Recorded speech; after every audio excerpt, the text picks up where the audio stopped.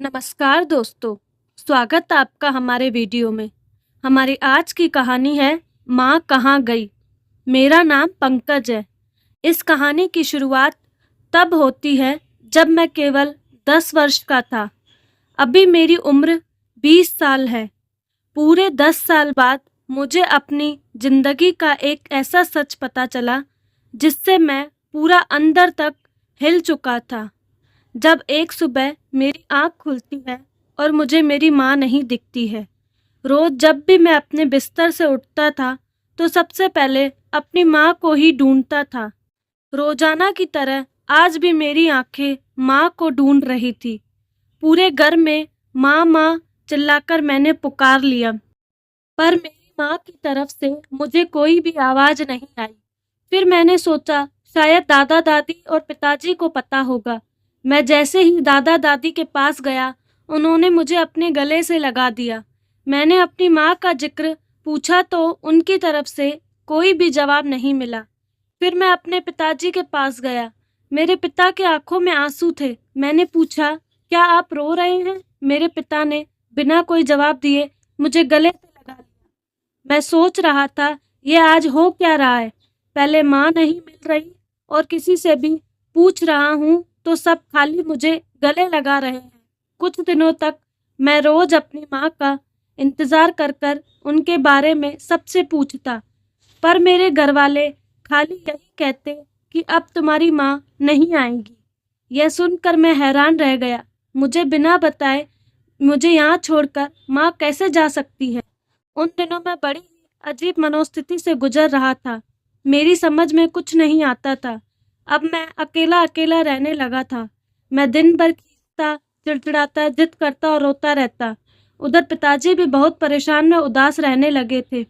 सुबह से देर रात तक काम के सिलसिले में घर से बाहर ही रहने लगे थे। मेरा वक्त अब दादा दादी के साथ ही निकल रहा था, पर मुझे हमेशा मेरी माँ की कमी खलती थी। अब दादी जी सुबह उठकर पिताजी को टिफिन बनाकर देती और मुझे ही स्कूल जाने के लिए तैयार करती थी। मुझे पढ़ाने लिखाने की जिम्मेदारी अब मेरे दादाजी के पास आ गई थी। मेरी दादी की थोड़ी बहुत मदद हमारे किराएदार कमला आंटी की बेटी रुचि करा देती थी। दाद आंटी और उनकी बेटी किराए पर अकेले रहते थे क्योंकि रुचि वकालत की पढ़ाई कर रही थी। आंटी अपनी बेटी से दूर रह नहीं सकती थी, इसीलिए वह उनके साथ रहती थी। दिन बीतते जा रहे थे। गर्मियों की छुट्टी पड़ गई थी। अब मुझे मेरी माँ की और भी ज्यादा याद आने लगी थी। मेरी माँ मुझे गर्मियों की छुट्टियों में मुझे अपने नाना नानी के यहाँ लेकर जाती थी। गर्मियों की छुट्टियाँ मनाने के लिए मेरी बुआ हमारे यहाँ आई हुई थी। एक दिन बुआ ने मुझसे कहा, पंकज चलो हम किसी वाटर पार्क में घूमकर आते हैं। बुआ के 2 बच्चे थे। उनके साथ मेरा मन बहल जाता था। मैंने सोचा वाटर पार्क में हम तीनों बहुत मजे करेंगे, इसीलिए मैंने उनके साथ चलने के लिए हामी भर दी। हम लोग शहर से थोड़ा दूर वाटर पार्क में घूमने के लिए गए हुए थे। शाम को आते आते देर हो गई थी। मेरी बुआ ने कहा, रात तो हो जाएगी घर पहुँचते पहुँचते, क्यों ना हम यहीं एक होटल में कमरा लेकर रुक जाएं और सुबह होते ही अपना टाइम से घर के लिए निकल लेंगे। बुआ की बात फूफा जी को समझ आई तो उन्होंने एक रात वहीं रुकने का फैसला कर लिया। अगले दिन जब हम घर पहुंचे तो मैंने देखा रुचि मासी के हाथों में लाल चूड़ा, गले में मंगलसूत्र और माथे पर सिंदूर लगा हुआ था। मैं उन्हें रुचि मासी कहकर बुलाता था क्योंकि जब वह यहाँ पर रहने आई थी तो वह मेरी माँ को बड़ी बहन का दर्जा देती थी। इसी रिश्ते के नाते मेरी माँ ने मुझसे उन्हें मासी कहने के लिए कहा था। मैंने मासी से कहा, मासी आप बहुत सुंदर लग रही हो। क्या आपने शादी कर ली है? आपने मुझे अपनी शादी में भी नहीं बुलाया और ना ही मेरे आने का इंतजार किया। मेरे मौसा जी कहाँ हैं? मैं छोटा जरूर था, पर मेरा दिमाग बहुत तेज था। मुझे पता था कि मौसी के पति को मौसा जी कहते हैं। आपकी शादी हो गई तो क्या आप अब यहीं रहेंगे या आप मौसा जी के साथ उनके घर जाएंगे? मौसी से पहले कोई जवाब दे, इससे पहले ही मेरे दादा दादी ने बताया कि मौसी अब इसी घर में रहेंगी।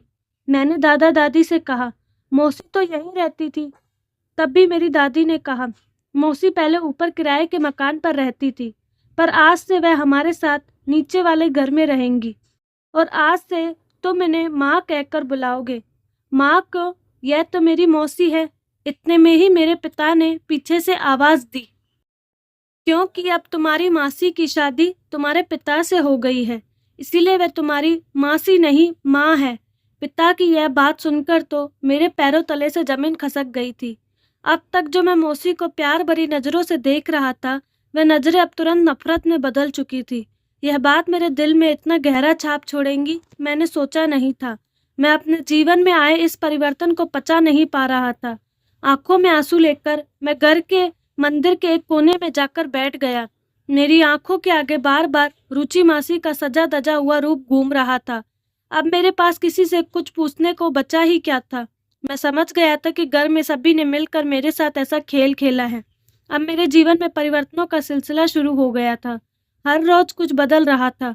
माँ के बाद पिताजी के साथ सोने वाला मैं अब दादा दादी के साथ सुलाया जाने लगा था। दादा दादी के पास मुझे नींद नहीं आती थी। अगर कभी जिद करके पिताजी के पास सो भी जाता तो भी सुबह उठता दादा दादी के कमरे में ही खुद को पाता था। मुझे लगता था कि यह सब रुचि मासी ही किया करती थी। रुचि मासी जितना मेरे पास आने की कोशिश करती, मैं उतना दूर उनसे भागता था। अब तो मुझे यही लगने लगा था कि मेरी माँ को भी उन्होंने ही गायब किया था। बचपन का भोला मन पता नहीं क्या क्या सोचने लगा था। सही और गलत को समझने की उम्र में था ही नहीं। सो मैं परिवार में सबसे कटा कटा अपने में ही गुमसुम सा रहने लगा था। घर में सब ने बहुत कोशिश की कि मैं रुचि मासी को माँ कहकर बुलाऊं। माँ तो दूर की बात, मैं तो उन्हें अपना दुश्मन मानने लगा था। मेरे मन में कई सवाल उठते थे कि रुचि मासी ने मेरी माँ को क्यों गायब किया और उन्होंने मेरे पिता से शादी क्यों की। मेरे पिता को उनसे शादी करने की जरूरत क्यों पड़ी। मेरा मन दुनियादारी, रीति रिवाज, रिश्तों के ताने बाने जैसी बातों को समझने को तैयार ही नहीं था। बाहर की दुनिया से मुझे पता चला कि दूसरी माँ को सौतेली माँ कहते हैं और सौतेली माँ बहुत ही दर्द देती है। लोगों की बातें और ताने मुझे पूरा विश्वास दिलाते थे कि रुचि मेरी सौतेली माँ है। तो क्या लगता है दोस्तों, कहाँ गई होगी पंकज की माँ, और क्या मजबूरी थी पंकज के पिता की जो उन्हें अपने ही किराएदार की बेटी से शादी करनी पड़ी। जानने के लिए कहानी पर बने रहे। अगर आप भी हमारे चैनल पर नए आए हैं तो चैनल को सब्सक्राइब जरूर करें। कहानी का अगला भाग जल्द ही आएगा और ऐसी ही मज़ेदार कहानियों के लिए हमसे जुड़े रहे। धन्यवाद।